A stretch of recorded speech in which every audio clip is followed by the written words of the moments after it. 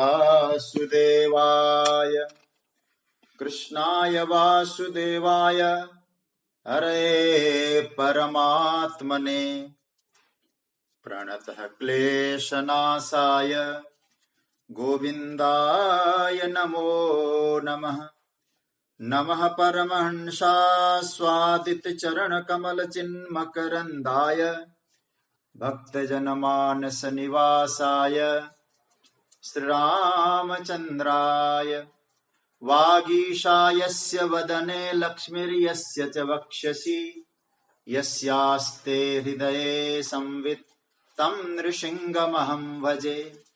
गुरुर्ब्रह्मा गुरुर्विष्णुर् गुरुर्देवो महेश्वरः गुरुः साक्षात् परब्रह्म तस्मै श्री गुरवे नमः।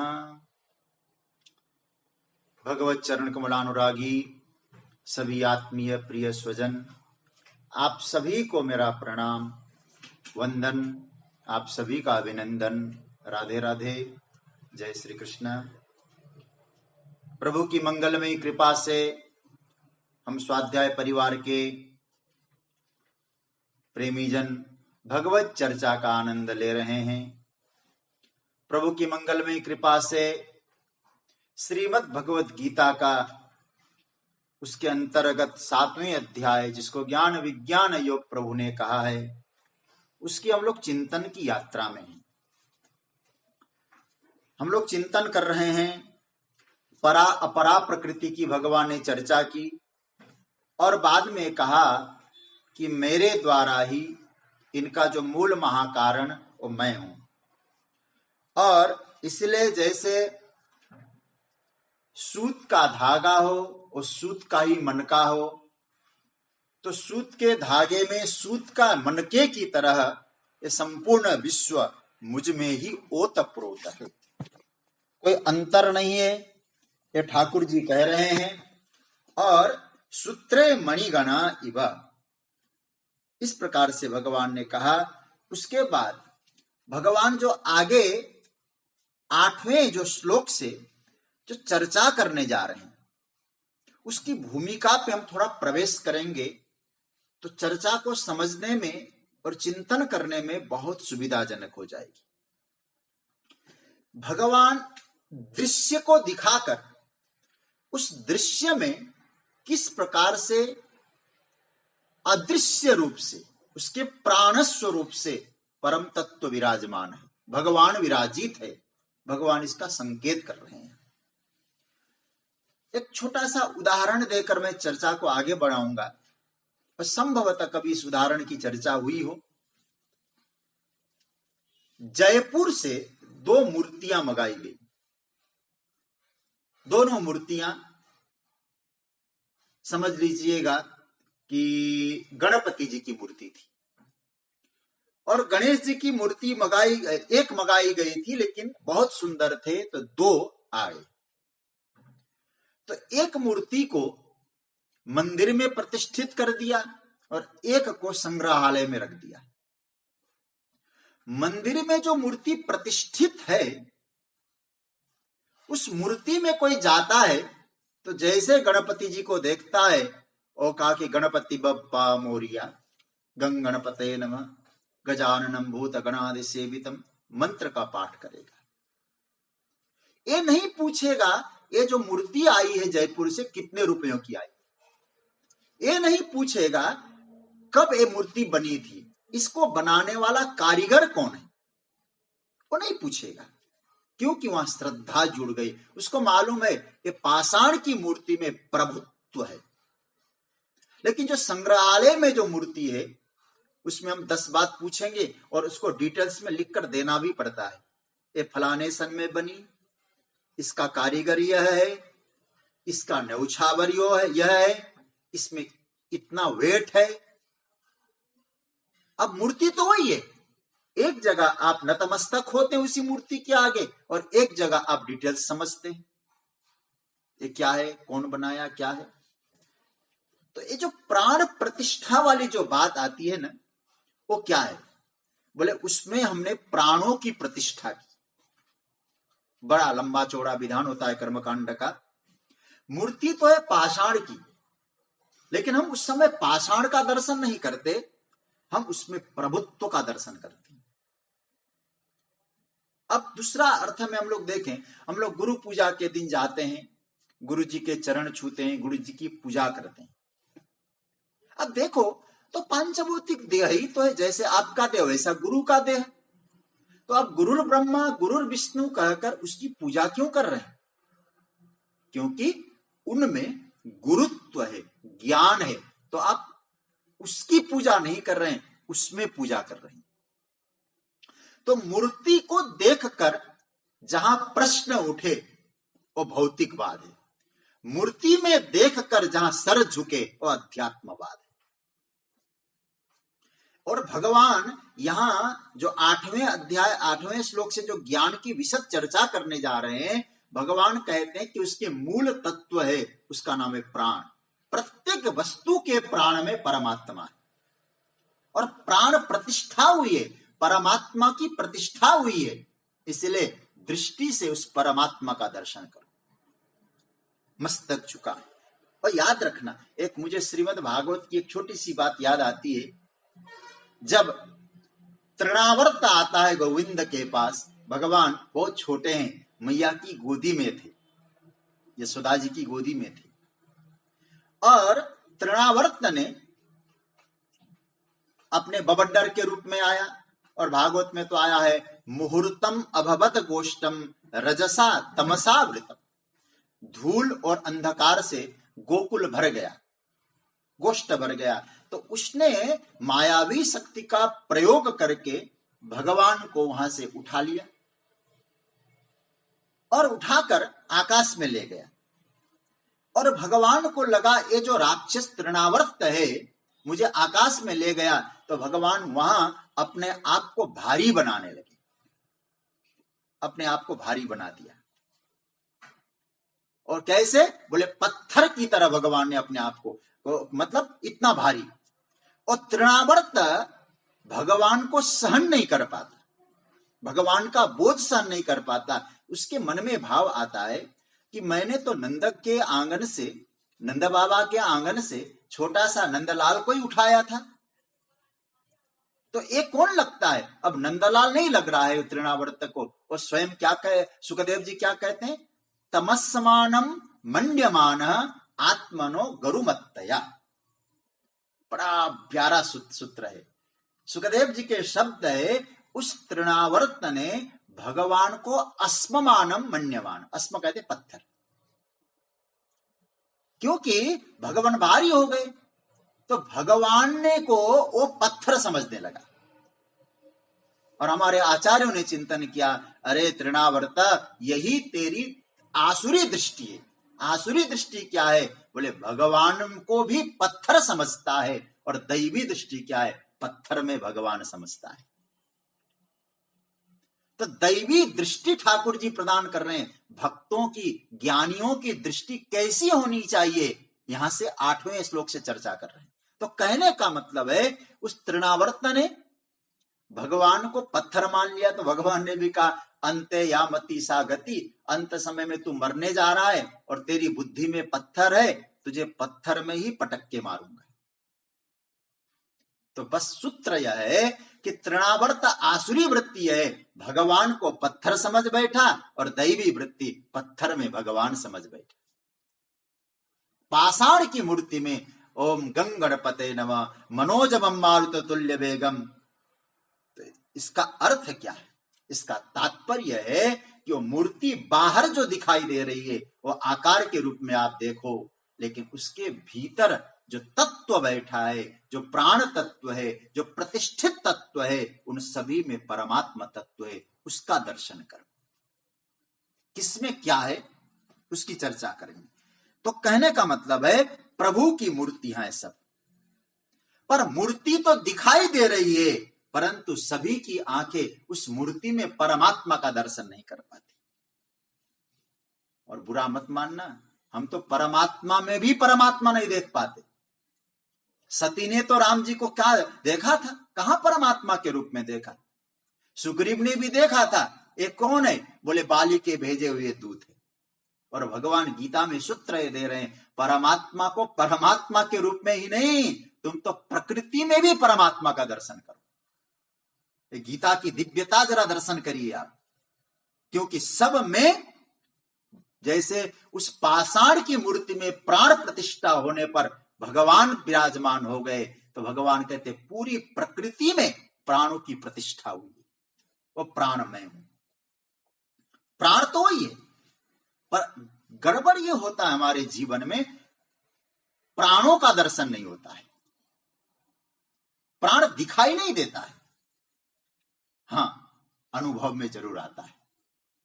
चल कैसे रहा है भैया, वो तत्व ना होता, एक प्रकृति को कौन चला रहा है, सूरज चंद्र कैसे चल रहे हैं, ये भीतर अन्न पच रहा है, इसका कर्ता कौन है, गहन चिंतन करेंगे अनुभव में आ जाएगा। सज्जनों, मैं एक बात और कहूं, हमारे जीवन में सबसे महत्वपूर्ण तत्व क्या है? प्राण, हवा। अच्छा सोचिए, हमने रोटी के लिए लड़ाई की, कपड़े के लिए लड़ाई की, मकान के लिए लड़ाई की, कहते ना रोटी कपड़ा और मकान मांग रहा है हिंदुस्तान, लेकिन क्या कभी हवा के लिए हमने लड़ाई की है? प्राणों के लिए, क्योंकि वो स्वतः प्राप्त है। लेकिन बुरा मत मानना, जो स्वतः प्राप्त होता है उसका महत्व कम होता है। सब जगह परमात्मा है, ये प्राण हम में जो है भीतर, वो ईश्वर ही तो है, परमात्मा तत्व ही प्राणों का प्राण है वो। लेकिन जो सहज रूप से मिलता है ना, वो महत्व उसका कम हो जाता है। एक महात्मा कह रहे थे, कितना महत्व कम होते हैं, कोई व्यक्ति हमसे मिलता भी है ना, तो उससे हम कहते हैं, भैया तुम तो हमारे जो है ना प्राणों से भी अधिक प्यारे हो, प्राणाधिक प्रिय हो। ये तो बहुत अच्छी बात है कि वो प्राण नाराज नहीं होते। किसी दिन प्राण हमारे नाराज हो जाएं और कहने लगे हमसे भी प्रिय तुझे वो लगता है, उसे ही अपने पास रख ले, हम तो जा रहे हैं, तब सोचिए क्या स्थिति होगी। तो भगवान कहना चाहते हैं प्राण तत्व का अनुभव कर। ये जो भूमिका के रूप में मैं एक बात और कहूं, मुझे स्मरण में आ रहा है, जब वेणु गीत का वर्णन आया भागवत में, गिरिराज गोवर्धन क्या है, यदि आप बाहरी दृष्टि से देखेंगे तो वहां पाषाण है, मिट्टी है, पेड़ है, ये सब दिखाई देंगे। लेकिन वहां वेणुगीत का प्रसंग आता है तो एक गोपी कहती है, हे सखी उस जो पर्वत शिखर है ना उसको देखो। वो क्या, एक गोपी का भाव, वो क्या कहती है, हंता मयद्रिरवला हरिदास वरियो, 10वें स्कंद के 21वें अध्याय का 18वां श्लोक वेणुगीत का। अद्रि है, पर्वत है। दूसरी गोपी ने कहा नहीं, तुझे पर्वत दिखाई दे रहा है सखी, मुझे तो कोई दूसरा ही चीज दिखाई दे रहा है। बोले क्या? हरि, मुझे तो इस पर्वत में हरि का दर्शन हो रहा है। क्योंकि भागवत में आया ना, गिरिराज गोवर्धन में भगवान कृष्ण स्तन्यतमम रूपम गोप विश्रमणम गता, 2 रूप भगवान ने बना के एक रूप गिरिराज जी में प्रवेश करा है। तो गिरिराज प्रतिष्ठित हो गए, गिरिराज जी में ठाकुर जी प्रतिष्ठित हो गए। तो दूसरी गोपी क्या कहती है, तुझे भगवान दिखाई दे रहा है, मुझे तो इसमें भक्त भी दिखाई दे रहा है, भक्त की भी प्रतिष्ठा है पर्वत, लेकिन वहां भगवान का दर्शन होता है। एक गोपी जैसी दृष्टि चाहिए। तो सज्जनों, भगवान यहां कहते हैं, इसलिए फिर वो शब्द मैं दोहराना चाहूंगा, वस्तु को देखेंगे ये भौतिकवाद है, वस्तु में देखेंगे ये अध्यात्मवाद है। मूर्ति को नहीं, मूर्ति में दर्शन कर। तो कल एक श्लोक की हम चर्चा किए थे, केवल अर्थ करके इसको विराम दिया था। आज मुझे लगा कि बिना भूमिका के हम नहीं समझ पाएंगे, इसलिए वस्तु के, दृश्य के मूल में जो दृष्टा है, जिसकी प्रतिष्ठा हुई है, और प्रतिष्ठा परमात्मा ने की है, उस प्रतिष्ठित तत्व का दर्शन करो। लगता है जगत में परमात्मा ही तो है। कैसे? एक एक चीज का ठाकुर जी ने बड़ा विस्तार से स्वरूप बताया है, उसमें क्या देखना, उसमें क्या देखना। इसलिए आप ध्यान देना और फिर एक बार उसका पाठ करके हम लोग आगे बढ़ते हैं।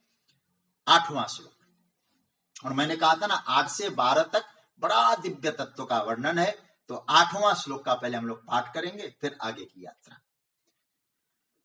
रसोऽहमप्सु कौन्तेय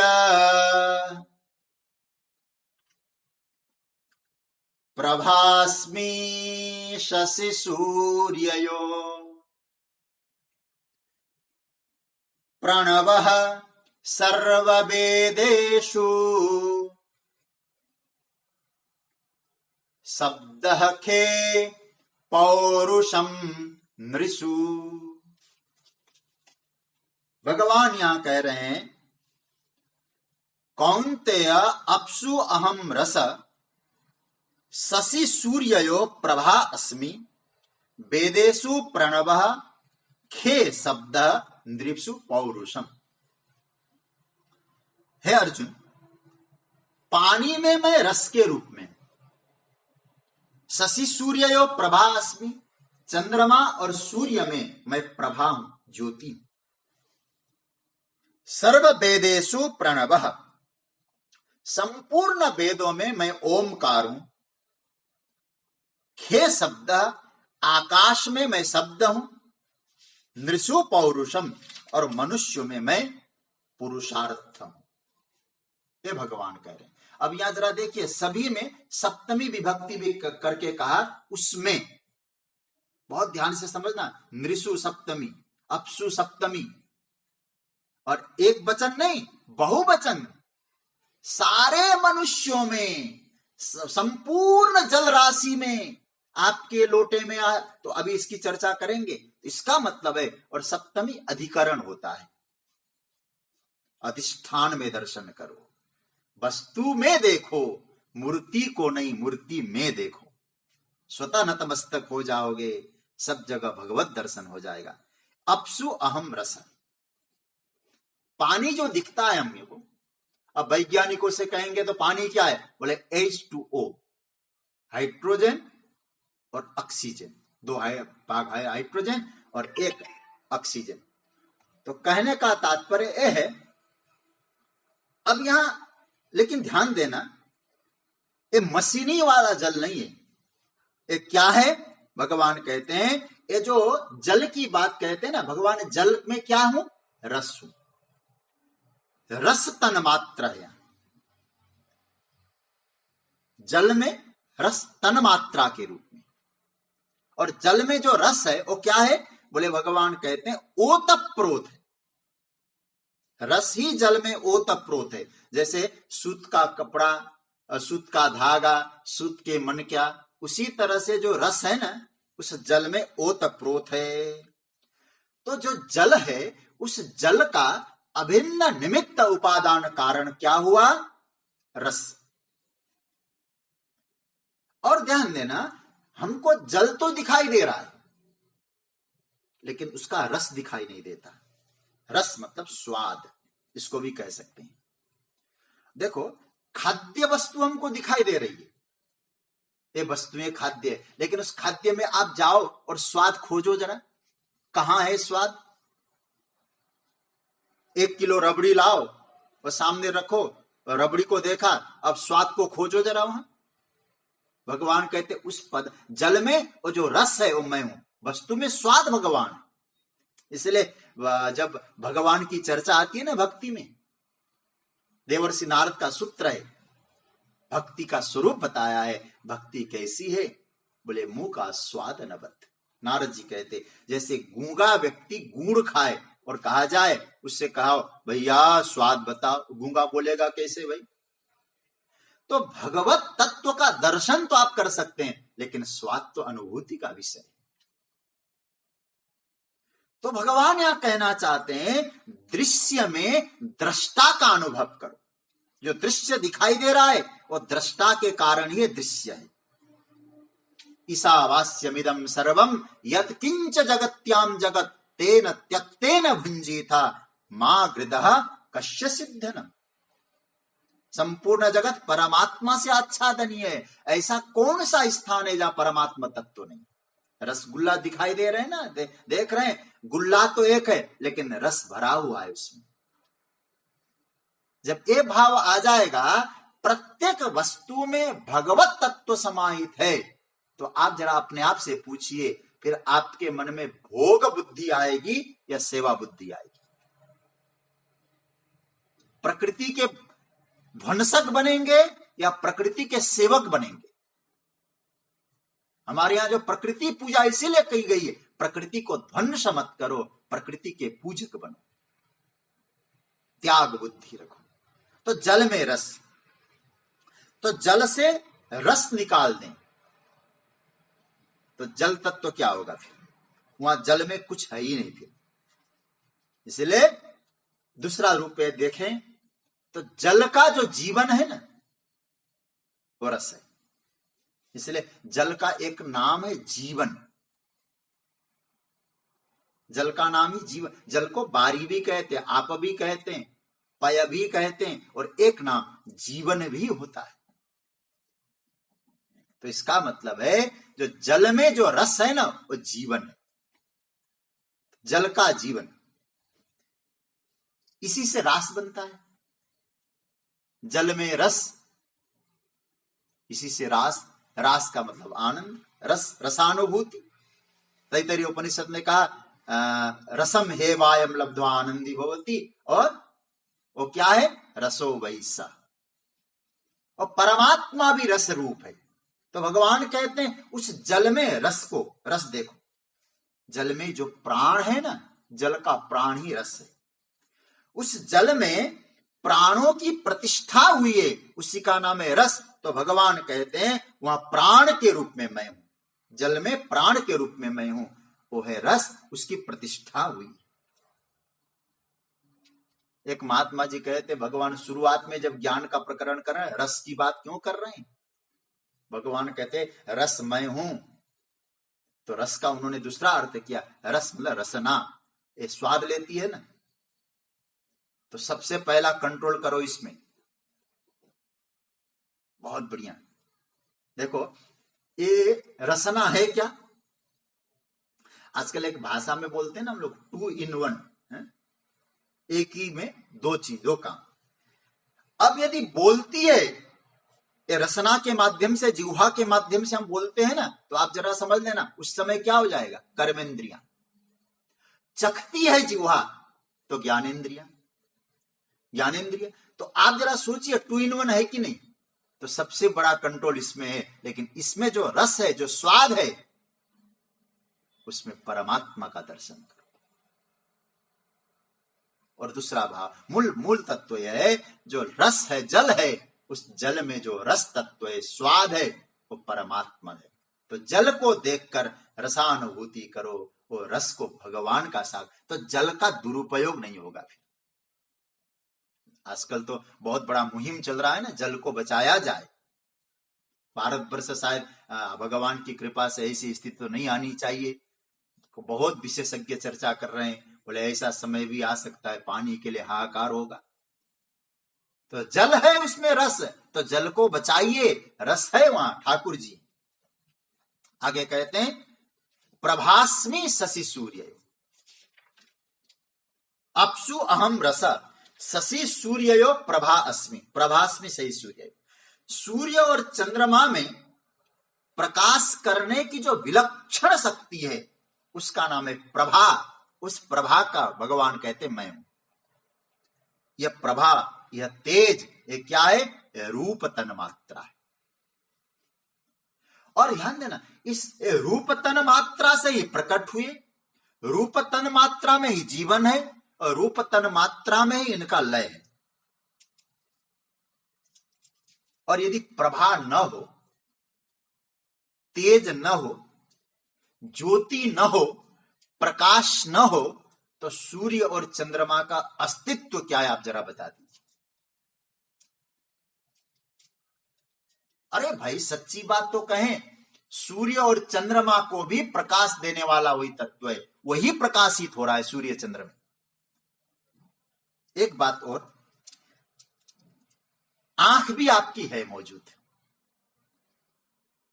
लेकिन यदि आप जैसे अभी मैं एक किताब गीता का पुस्तक लेकर पढ़ रहा हूं, तो गीता का पुस्तक आप आंख होने के बावजूद भी यदि वो प्रकाश नहीं है, प्रभा नहीं है, आप नहीं पढ़ सकते। भले ही आप बहुत अच्छे हैं, आपकी आंखें तेज है, लेकिन प्रकाश चाहिए कि नहीं चाहिए? अरे आपको एक और बात कहूं, ये जो सूर्य और चंद्रमा जो दिखाई दे रहे हैं ना, ये गोलक है, और उसमें परमात्मा प्रभा के रूप में उसके माध्यम से प्रकट हो रहा है। तो उनको, सूर्य और चंद्रमा को हम प्रणाम क्यों करते हैं, सूर्य को जल क्यों देते हैं? बोले उसमें परमात्मा है, भगवत तत्व का अनुभव करें। प्रकाश से ही तो हमारा जीवन चलता है। इसलिए सूर्य और चंद्र, दूसरा अर्थ है यहां दो क्या है, सूर्य और चंद्र, ये हमारे बुद्धि और मन है। सूर्य बुद्धि, हम लोग कहते हैं ना, धियो यो न प्रचोदयात्, हमें हमारी बुद्धि को प्रेरित करता है। और चंद्रमा मनसो जात, चंद्रमा मन है। तो इसका मतलब है भगवान ये कहना चाहते हैं, जगत में तुम्हारे मन का और तुम्हारी बुद्धि का जो प्रकाशक है वो मैं हूं। क्योंकि सूर्य चंद्र, उसमें जो प्रकाशक तत्व है वो परमात्मा तत्व है। इसलिए सूर्य और चंद्रमा को देखकर क्या समझना, ये सूर्य चंद्रमा नहीं, ये मेरे परमात्मा इस रूप में प्रकट हो रहा है। उसके प्रकट होने के अनेक तरीके हैं। सहस्त्र सिरेखा पुरुष, अरे अनेक स्वरूप से आ सकता है, अनेक रूप आया आता है। तो मेरे लिए वो सूर्य के रूप में आया है, चंद्रमा के रूप में आया है। चंद्रमा में उसको देखें, सूर्य में उसको देखें, जल में रस के रूप में देखें, और सूर्य और चंद्रमा में प्रकाश के रूप में परमात्मा का दर्शन करें। आगे तीसरी बात कह रहे भगवान, प्रणवः सर्व वेदेषु। अब संपूर्ण वेदों में, अब यहां वेदों में कई लोग कहते हैं वेद तो 3 प्रकार के, त्रयी बोलते हैं, ऋक यजु साम, 4 भी कह दो, ऋक यजु साम अथर्व। तो ध्यान देना, उसमें जो प्रणव है ना, ये वेदों का प्राण है। यदि प्रणव न हो तो वेद बेकार है, वेदों का प्राण है। और प्रणव शब्द तो आप जानते होंगे, प्रणव मतलब होता है ओम। और ध्यान देना, वेद बाद में बने हैं, पहले प्रणव प्रकट हुआ है। जगत में आदि काल में सबसे पहला जो शब्द प्रकट हुआ है उसका नाम है प्रणव, ओम। एक श्लोक ही आता है, ओंकारश्चात शब्दश्च द्वावेतो ब्रह्मण पुरा कंठम भित्वा बहिर्यातो तेन मांगलिका बुभो। अच्छा, अब जरा सोचिए, और उसी से वेद, हमारे यहां तो सूत्र है शास्त्रों का, तस्य वाचक प्रणव, बड़ा प्यारा मंत्र है। तस्य मतलब परमात्मा का वाचक क्या है, प्रणव, ओम। ओम भगवान का वाचक है। और संस्कृत भाषा में ओम शब्द कोई बोलता है ना, जैसे हिंदी में बोलते ना हाँ जी, जी हां, संस्कृत में ओम कहेंगे ना तो हाँ जी, स्वीकृति। परमात्मा सब जगह है, ये हम स्वीकार करते हैं। वेद में से ओमकार को अलग कर दीजिए सज्जनों, वेद महत्वहीन हो जाएगा, क्योंकि वही मूल है वेद का।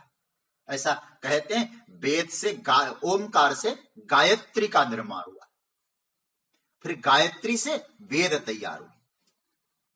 तो प्रणव वेदों का प्राण है। और प्रणव में क्या का 3 अक्षर है ना, अ, उ और म, ये 3 है। हम जब चर्चा आएगी ओम तत्सदिति निर्देशो ब्रह्मणस्त्रिविध स्मृतः, वहां हम चर्चा करेंगे वो 3 रूप कौन कौन से, ब्रह्म के 3 रूप माने गए ओम में, ब्रह्मा विष्णु महेश। अकार वासुदेव स्यात्, उकारो विधिरुच्यते, मकारस्तु महादेव, प्रणवाय नमोस्तुते। तो अर्थ क्या हुआ, अर्थ ये हुआ कि जो ओम शब्द है वो मूल शब्द है। आपने एक बार ओम का उच्चारण किया, आपने ब्रह्मा को लिया, विष्णु को विष्णु का स्वरूप जाना, विष्णु के स्वरूप को वंदन किया और शिव के स्वरूप को प्रणाम किया। ओम कहते बड़ा महत्वपूर्ण शब्द है। इसलिए देखो प्रणव, ओम का एक नाम है प्रणव, और प्रणव शब्द का अर्थ क्या है? प्रणव प्रकर्षेण नयति वम अमृत बीजम भगवंतम प्रति इति प्रणव। देखो संस्कृत ये जो व है ना, व अंत में प्रणव, व शब्द का अर्थ है वम बीजम, अमृत बीजम। तो प्रणव ओम का अर्थ जानते हैं क्या है? अब समझ लो आज ओम का अर्थ है प्रकर्षेण, अच्छी तरह से, नयति ले जाए, कहां? वम भगवंतम अमृत बीजम प्रति, परमात्म तत्व की ओर आपको जो ले जा सकता है उसका नाम है ओम। इसलिए हमारे यहाँ कोई भी कार्य प्रारंभ होता है ना, कहा कि थोड़ी देर ओम की ध्वनि करो, ओमकार की ध्वनि करो। क्यों कहा जाता है? क्योंकि अब आपको पर भगवंतम प्रति नयति। तो अब भगवान कह रहे हैं जो वेद तत्व है उस वेद में, अब वेद शब्द कैसे बना पहले तो आप एक कहें सोचें, प्रणव सर्व वेदेषु। देखो वेद का अर्थ कोई पुस्तक नहीं है, पहली बात तो मैं आपको स्पष्ट कर दूं। वेद का अर्थ है, वेद शब्द बना है विद ज्ञाने धातु से, ज्ञान। हाँ, ज्ञान को अभिव्यक्त होने के लिए कई पुस्तकों की आवश्यकता पड़ी। लेकिन एक बात कहूं, वेद कैसे प्रकट हुआ? इसलिए वेद का एक नाम है अनुश्रवण। अनुश्रवण का अर्थ होता है गुरोः उच्चारणानंतरम श्रूयते इति अनुश्रवण। गुरु के उच्चारण के अनंतर श्रवण किया जाता है, इसलिए वेद का नाम श्रुति भी है। कानों से सुना, अनुभव में आ गया। इसलिए आप वेद मंत्र पढ़ते हैं ना, तो प्रत्येक मंत्र के कोई एक ऋषि होते हैं। कहा कि फलाने मंत्र के ब्रह्मा ऋषि है, फलाने मंत्र के विश्वामित्र ऋषि है, इस मंत्र के वशिष्ठ ऋषि है, और कई कई मंत्र के एक ऋषि भी होते हैं। अब इसका अर्थ क्या है? क्या उन ऋषियों ने वेद की रचना की? बोले नहीं, वेद की रचना नहीं की, वेद किसी ने नहीं बनाया। बोले ओमकार से प्रकट हुए हैं वेद। लेकिन एक बात मैं आपसे कहूं, उन ऋषियों ने फिर वेद के उस तत्व का अनुभव किया है। तो जिन्होंने उस मंत्र का अनुभव किया है तो उनका नाम हो गया ऋषि। तो उन ऋषियों ने उस मंत्र का अनुभव किया तो उस मंत्र के वो ऋषि हो गए। इसलिए ऋषियों का नाम क्या है? ऋषयो मंत्र द्रष्टारः। वेद किसी ने बनाया नहीं। कहां से प्रकट हुए? वेद ओमकार से प्रकट हुए। ओम परमात्मा तत्व है, ब्रह्म तत्व है। तो इसका मतलब है, इसलिए हमारे यहां कहा जाता है वेद बनाया नहीं, भगवान से ही प्रकट हुए, किसी ने नहीं बनाया है वेद। अब लोग वेद ने उसने लिखा, बिल्कुल नहीं लिखा। वेद का भाष्य किया होगा, वेद का आपने विश्लेषण किया होगा, लेकिन वेद तो स्वतः प्रकट है, ओमकार से प्रकट है। ओम परमात्मा है। तो भगवान कहते हैं यहां उस ओम मैं हूं, तो उस ओम से वेद प्रकट हुए। ओम को हटा दो तो बाप खत्म, बीज खत्म, वेद का कोई महत्व नहीं रहेगा। ये भाव है। अब आगे कहते हैं शब्द खे। क्या कहूं, इन श्लोकों की व्याख्या बड़ी दिव्य व्याख्या है।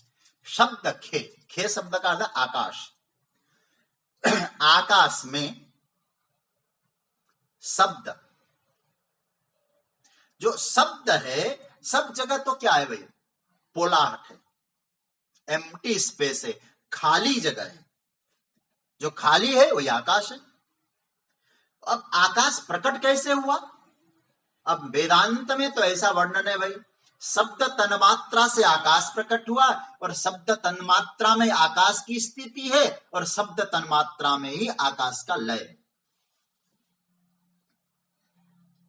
इसलिए वो आकाश, ये जो वायु इत्यादि है ना, आकाश में ही तो चल रहा है, गतिशील है वो वायु, स्थायी स्थिर है वो आकाश।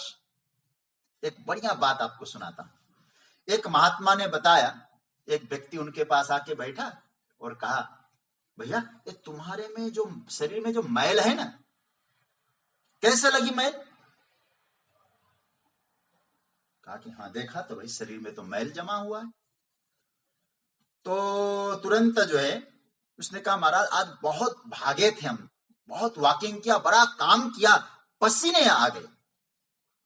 अच्छा, पसीने कैसे आए? फिर देखो महात्मा कैसे तत्व निकालते हैं। पसीने कैसे आए? उन्होंने कहा कि महाराज पसीने तो दौड़ने से आए। अच्छा एक बात बताओ, दौड़ने से पसीने आए? अच्छा दौड़ने से पहले तुम क्या कर रहे थे? बोले शांति से बैठा था महाराज, कोई काम नहीं कर रहा था। अच्छा दौड़े कहां? बोले यहां दौड़े आकाश में, यहां पृथ्वी में दौड़े। महात्मा जी ने जो अर्थ लगाया, कहा कि पंच महाभूत कहां है? अब देखो। बोले कहां देखें? बोले दौड़ने से पहले तुम शांत थे। बोले हाँ। अच्छा ये जो मैल है ना तुम्हारे शरीर में, जो मैल लगा है, ये क्या है? बोले पृथ्वी। अच्छा उसके बाद महाराज ये कैसे आया? बोले दौड़ने से आया। ये दौड़े कहां? दौड़ने से क्या गर्माहट आई? बोले तेज है। पसीने आए? बोले हाँ वो जल है। मैल बन गया, ये पृथ्वी है। जब दौड़ते हो हवा चलती है, ये वायु है। और उससे पहले शांत बैठे थे ना, आकाश है। पंचमहाभूत तो यही है। तो भगवान कहते हैं ये जो आकाश है, ये जो मैं आपको कह रहा हूं शब्द, वो आप सुन रहे हैं, ये शब्द है, वे आकाश में। शब्द न हो तो आकाश का मूल तत्व ही शब्द है। कल मुझे बहुत प्रसन्नता की एक बात कहूं, मुझे बहुत अच्छा लगा। हमारी आदरणीय कलकत्ता से दया पाटोदिया जी, अब मुझे स्मरण में दिलाया कि आप जब कलकत्ता में कथा कर रहे थे तो मैंने आपकी कथा सुनी थी और कुछ आपसे प्रश्न भी मैंने पूछा था। इस तरह से चर्चा करके मैं कल उनसे बातचीत कर रहा था। उन्होंने कुछ जिज्ञासा भेजी थी, तो उन्होंने बहुत अच्छा लगा जो मैंने कहा था कि सूक्ष्मतम अवस्था में कैसे जाना है। पृथ्वी भूमि रापो नलो वायु खम मनो बुद्धि रे बचा, उन्होंने जो अर्थ किया मुझे बहुत अच्छा लगा, क्योंकि कितना चिंतन है। देखो वो कह रही थी, आप आज भी बैठी हैं मुझे मालूम है, कहा कि भूमि उसमें 5 गुण बताया, फिर हम नीचे आए। बोले अब गंध छोड़ दो दुनिया का, धीरे धीरे स्पर्श छोड़ दो, धीरे धीरे संसार का रूप रंग देखना छोड़ो, इनमें आसक्ति छोड़ दो, अंत में जाके शब्द में पहुंचो, धीरे धीरे शब्द भी छोड़ दो, उस परम तत्व का अनुभव करो। पृथ्वी छोड़ा मतलब गंध छोड़ा, पृथ्वी जल, जल छोड़ा, संसार का स्वाद छोड़ा, संसार में जो स्वाद बुद्धि है उसको छोड़ा। ये धीरे धीरे सूक्ष्मतम की अवस्था, क्योंकि उसको छोड़े बिना, उसको समझे बिना हम आगे कैसे बढ़ पाएंगे। भगवान कहते हैं इसलिए सृष्टि का जो क्रम है इसको समझो, और शब्द वो दिखाई नहीं देता, लेकिन आकाश दिखाई देता है। आकाश है यह चारों तरफ जो कुपोलापन है, आकाश है। लेकिन वो आकाश को देखकर, वो शब्द के कारण आकाश है, तो आकाश में शब्द की प्रतिष्ठा हुई है, तो आकाश में भी परमात्मा तत्व गूंज रहा है। मैंने तो लोगों से सुना, अभी तो वैज्ञानिक शायद इसमें लगे हैं कि कृष्ण ने महाभारत में जो गीता सुनाई है कुरुक्षेत्र में, वो गीता शब्द के रूप में आकाश में घूम रहा है। उसको हम पकड़ने की कोशिश करें, वो अलग बात है। लेकिन मूल बात यह है, शब्द आकाश का गुण है शब्द, शब्द न हो तो आकाश व्यर्थ है। तो मूल को देखें, आकाश को नहीं, आकाश में देखें। अब आगे पौरुषम नृषु, एक एक श्लोक व्यापक रूप में भगवान ने कहा। भगवान कहते हैं रसो हमप्सु कौन्तेय प्रभास्मि शशि सूर्ययो प्रणव सर्व वेदेषु शब्दखे पौरुषम नृषु। पौरुषम नृषु का अर्थ होता है मनुष्यों में जो पुरुषार्थ है उनका, पौरुष है उनका, वो मैं हूं। जो मनुष्य पुरुषार्थ करता है ना, उसमें जो पौरुष, अरे भाई पुरुषार्थ न हो, पौरुष न हो तो मनुष्य ही क्या है फिर? इसका अर्थ यह है, मानो भगवान हम सबको सावधान कर रहे हैं। हमने कुछ पाया, हमने कुछ कमाया, हमने कुछ किया, अपनी मेहनत से किया, अपने पुरुषार्थ से किया, कहीं आपको अभिमान ना आ जाए। भगवान कहते हो पौरुष मैं हूं, मेरे द्वारा हुआ है, तुमको माध्यम बनाया मैंने। परमात्मा की सृष्टि में आप परमात्मा के हथियार हो, औजार। कोई काम करना होता है आपके माध्यम से परमात्मा करवा लेता है। व्यवस्था ठाकुर जी ने बना रखी है, आपको माध्यम बनाया और कार्य संपन्न हो रहा है। हम नहीं कर रहे, वो करवा रहा है हमसे। ये भाव रहना चाहिए। इसलिए पौरुषम, ये पौरुष है ना भीतर, ये क्या है? बोले परमात्मा का स्वरूप। अच्छा, एक बात मैं आपसे कहूं, पौरुष किसको कहेंगे? पुरुषार्थ किसको कहेंगे? आप थोड़ा अपने आप को टटोलना इस प्रसंग पे। देखो, हम लोगों ने पुरुषार्थ का अर्थ क्या लगाया? बोले खूब मेहनत करके हम कुछ बने तो हमारा पुरुषार्थ है। जैसे कोई व्यक्ति गरीबी में हो, उसने दिन रात मेहनत किया और मेहनत करके धन कमाया, हम लोगों ने कहा बड़ा पुरुषार्थ किया। लेकिन आध्यात्मिक पुरुषार्थ को पकड़ना थोड़ा सा। मान पाया उसने, सम्मान पाया, पद पाया, संपत्ति पाई, विद्या पाई, उसने सोचा कि ये मेरा पुरुषार्थ है। नहीं, जो अभी हमारे पास नहीं है वो मिल जाए हमको तो हम लोग समझते हैं कि हमारी मेहनत ने, हमारे पुरुषार्थ ने पाया है, तो हम लोग कहते हैं पौरुषम, हमारा पुरुषार्थ तो हुआ है, ऐसा हम लोग मानते हैं। लेकिन थोड़ा सा समझना, यह नहीं है। पुरुषार्थ इसको नहीं कहते। जो पहले नहीं था वह क्या सर्वदा रहेगा? जो आपने पाया है, इसमें पुरुषार्थ है ही नहीं। फिर पुरुषार्थ क्या है? सज्जन, थोड़ा समझना आप लोग। मैं दो बातें आपके सामने रख रहा हूं, इसको आप लोग नोट भी कर सकते हैं। एक शब्द है प्राप्ति की प्राप्ति, और दूसरा शब्द है अप्राप्ति की प्राप्ति। अप्राप्ति की प्राप्ति और प्राप्ति की प्राप्ति, ये दो बात आ गई। अब अप्राप्ति क्या है, प्राप्ति क्या है? देखो, संसार अप्राप्ति है, परमात्मा प्राप्ति है। वो नित्य प्राप्त है। देश काल दिशि विदिशि हूं माही, कहूं सो कहां जहां प्रभु नाही। वो नित्य प्राप्त है और जगत न कभी हमारा हुआ, न है न रहेगा। है, हम लोग सुबह का भोजन शाम को रख देते हैं, शाम का सुबह कहते बासी हो गए। अब आप जरा सोचिए, जगत में शाश्वत है क्या? तो जगत हमारा हो नहीं सकता, इसीलिए भगवान कहते हैं जगत अप्राप्त है।